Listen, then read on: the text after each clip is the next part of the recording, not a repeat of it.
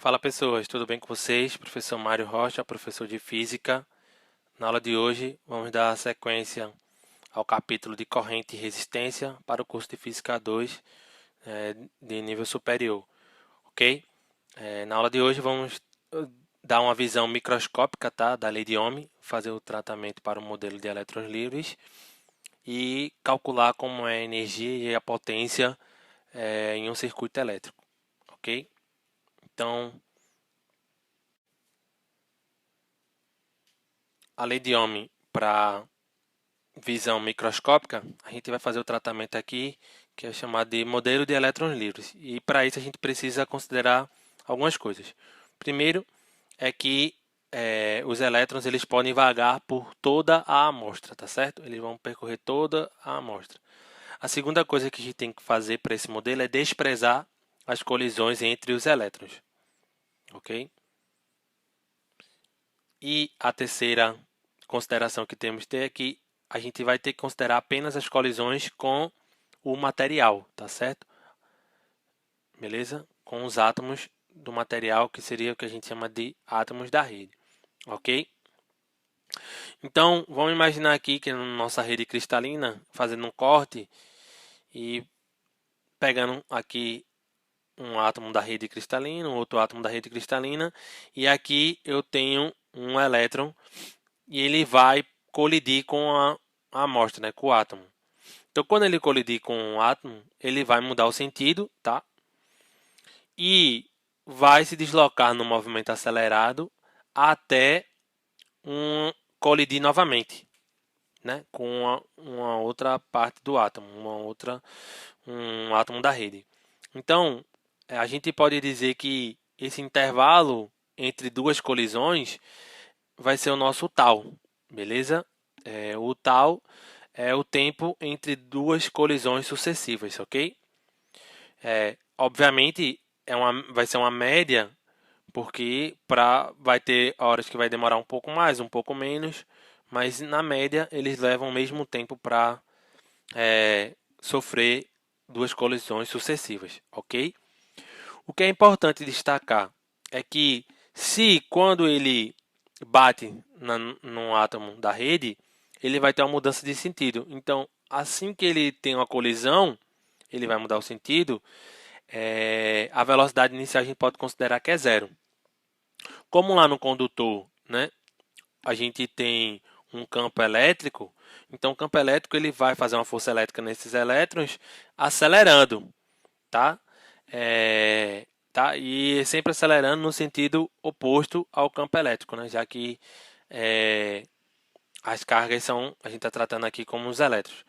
Mas se vai ter uma aceleração, e basicamente essa aceleração ela é constante, a gente pode calcular a velocidade em que o elétron chega para ter a outra colisão. Tá? Então seria usando as equações de movimento, V0 mais AT, a velocidade inicial da primeira colisão é zero, e essa velocidade é que ele chega para a segunda colisão. Então, esse aqui daria AT, onde T seria o tempo que ele levaria entre duas colisões que a gente definiu como tal, ok? Então, a velocidade que ele chega para a segunda colisão, né, sucessiva, seria a tal, onde esse VD seria a velocidade que a gente chama de velocidade deriva, né, uma velocidade média, digamos assim, que o elétron ele adquire quando ele está na presença de um campo, quando os elétrons de um condutor estão na presença de um campo. Lembra na aula passada eu falei que num condutor sem ADDP, o movimento é totalmente aleatório, né? E a velocidade é da ordem de 10 a sexta, beleza? Metro por segundo. Quando você coloca um ADDP, né, um campo, você dá uma orientação. E essa orientação ela causa uma pequena variação na velocidade e faz com que eles tenham um sentido privilegiado, um sentido, digamos assim, um sentido privilegiado para se propagar, tá? E aí nesse sentido que eles estão se propagando, que é o sentido da corrente, essa velocidade é o que a gente chama de velocidade deriva, tá? Ela é muito menor do que a velocidade aleatória, tá? Por exemplo, num fio de cobre, né? que chega na nossa residência, nas instalações elétricas, a velocidade deriva é da ordem de 10 a menos 5, 10 a menos 4 metros por segundo, tá? Mas é ela que vai fazer com que você tenha um sentido predominante e os elétrons se propaguem gerando uma corrente elétrica, tá certo? Então, juntando agora com a segunda lei de Newton, o que é que a gente tem? É que a segunda lei de Newton é força resultante, massa vezes aceleração. Nesse caso, os elétrons eles só estão sob influência do campo elétrico. Então, a força resultante é a própria força elétrica, que é carga vezes o campo. A carga é a carga de um elétron, que é a carga elemental, Ezinho. E o campo é o campo elétrico, tá? Então, a aceleração vai ser a força, Q vezes E, ou seja, Ezinho vezes E, dividido pela massa. E aí eu posso substituir essa aceleração nessa equação aqui, ok? Então, substituindo, a velocidade deriva fica que é o Ezinho, né, carga elementar, 1,6 vezes 10 a menos 19 coulomb, vezes o campo elétrico, que a rede cristalina está sendo submetida, dividido pela massa, vezes o tal. Só que ainda não é isso que eu quero. O que eu quero achar além de na visão microscópica, é alguma coisa que dependa do campo e uma coisa que dependa da densidade de corrente, o J. Então, para fazer isso aparecer, a gente tem que considerar o seguinte, é que num condutor lá, né, aqui está o condutor maiorzinho, ele tem um tamanho L, beleza? E aí ele leva um tempo tal para chegar de um lado para o outro, por exemplo, não é isso? Então a velocidade deriva pode ser considerada como uma velocidade média, então seria a distância pelo tempo. Então a velocidade deriva seria o L sobre tal. E por que eu estou fazendo isso, mano? Porque eu quero escrever alguma coisa que tenha corrente, porque da corrente eu consigo achar o J e colocar aqui. Então, a corrente não é carga sobre o tempo, então a corrente que vai passar, né, nesse tempo, o tempo seria o tempo entre duas colisões. E o tal nada mais é do que L sobre VD. Então, eu posso isolar o tal aqui e colocar aqui, e a gente vai ficar com o N sobre E VD sobre L, onde é o N? N é o número de cargas, né, da corrente, é o número de portadores de cargas que tem, ou seja, o número de elétrons que estão circulando aqui, que é a carga total, né, dividido por L vezes VD.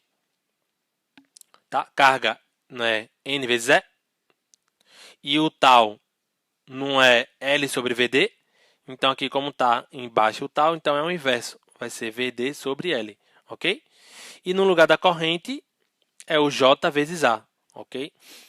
Então, agora a gente sabe quem é o VD, e eu posso colocar aqui no lugar de VD, posso colocar esse termo, então vai sobrar o seguinte, que o J é o N vezes E, L sobre A, e no lugar de VD, eu coloquei que é o Ezinho, Ezão sobre M e tal. Então tá aqui, ó, VD, Ezinho, Ezão, tal sobre M. Então isso aqui é VD. O A está multiplicando, passou para cá dividindo. O NE está aqui, o NE, ok? E o que é que foi que eu fiz? Ora, o L vezes A, ó, o A é essa área aqui, dessa seção transversal aqui. E o L é o comprimento do resistor. Então isso aqui dá uma espécie de volume, né? Então eu posso... E isso aqui é o número total de portadores de carga. Então, de elétrons livres, né? Então, o N dividido por LA é uma quantidade de carga sobre um volume, que eu vou chamar de Nzinho. É uma densidade de partículas, ok? O Ezinho com Ezinho dá E ao quadrado, ok? O tal sobre M eu jogo para cá, e agora eu vou ter, ó, que o meu J é um Nzinho, Ezinho ao quadrado, tal sobre M, vezes o E. Então essa é a visão microscópica, né? Porque não é a lei de Ohm não é U igual a RI, né? Então o U está associado ao campo.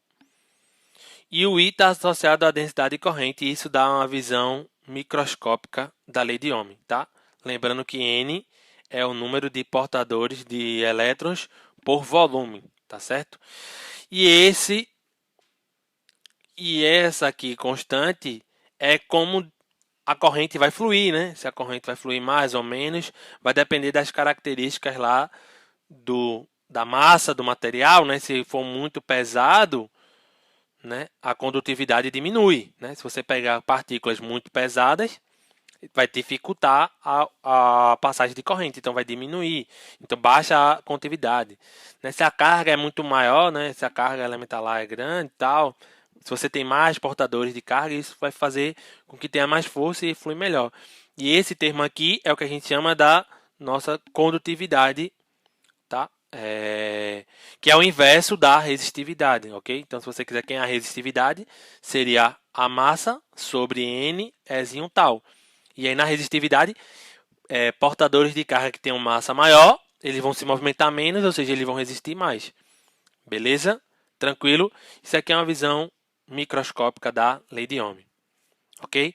Vamos para a última parte da nossa aula, que é como é a energia e a potência em um circuito elétrico. Então, em geral, a gente vai trabalhar sempre com fontes que geram correntes contínuas, tá? Por exemplo, pilhas e baterias, ok? Então, eu tenho aqui a minha tensão, né, ligada a uma resistência que vai de A até B. E como essa placa é maior para a placa menor, então essa aqui é a positiva para a negativa, o sentido convencional é da positiva para a negativa, tá? Então, ela vai gerar uma corrente, e quando você passa no sentido da corrente, né, por um resistor, você tem uma queda de tensão, né? Você tem uma queda de tensão porque você vai perder energia, tá? Quando você passa por uma resistência, você perde um pouco de energia através do efeito Joule, beleza? E como é que a gente pode calcular, né, tanto essa energia dissipada como a energia fornecida? Então, a energia fornecida, né, o potencial que a gente viu em aulas passadas é a energia potencial por carga, né? Ou se você quiser falar em termos infinitesimais, é o du dq, tranquilo? Então, o du, que é a energia, seria o potencial vezes o dq, tranquilo? Eu não posso integrar aqui direto, porque senão eu vou voltar para cá. Então, o que é que eu vou fazer? Eu vou escrever o potencial em termos de carga, né? Para poder você ter alguma coisa. E a gente sabe que a corrente não é dq dt. E aí, quando eu juntar no lugar de dq, eu colocar o i dt, né? No lugar de dq eu coloco o i dt. Então, o du vai ficar o vi dt. Então, o du dt, ou seja, o elemento de energia por elemento, né, de tempo, né, o du dt, a taxa da energia por tempo, ou seja, é quanto de energia você está consumindo. Então, isso aqui é uma potência, né? Então, a potência seria o du dt, e a potência fornecida por uma bateria simplesmente é você calcular a corrente que ela está fornecendo multiplicado pela DDP dela. Beleza? Potência fornecida, né? Quando a gente coloca um resistor, né? Aqui, ó. Então, quando eu coloco um resistor, eu vou ter uma parte dissipada. E aí, como é que eu calculo essa potência dissipada, né? Essa energia que foi consumida? Então, é só no lugar de V, eu colocar RI. Então, vai ficar R vezes I, vai dar RI ao quadrado. E aí, para você saber qual é a potência dissipada no resistor, RI ao quadrado. Caso você não conheça a corrente que está passando lá pelo resistor, então você, no lugar de I, você coloca R, V sobre R. E aí o V com V vai dar V ao quadrado, dividido por R. Tá? Então, se você conhecer não conhecer a corrente, né? Se você não conhecer a corrente, só conhecer a DDP e a resistência, usa essa. Se você conhecer a corrente e a resistência, você usa RI quadrado, tá? E a potência fornecida é o π, né? P é o I vezes V. Tranquilo, gente? Alguma dúvida?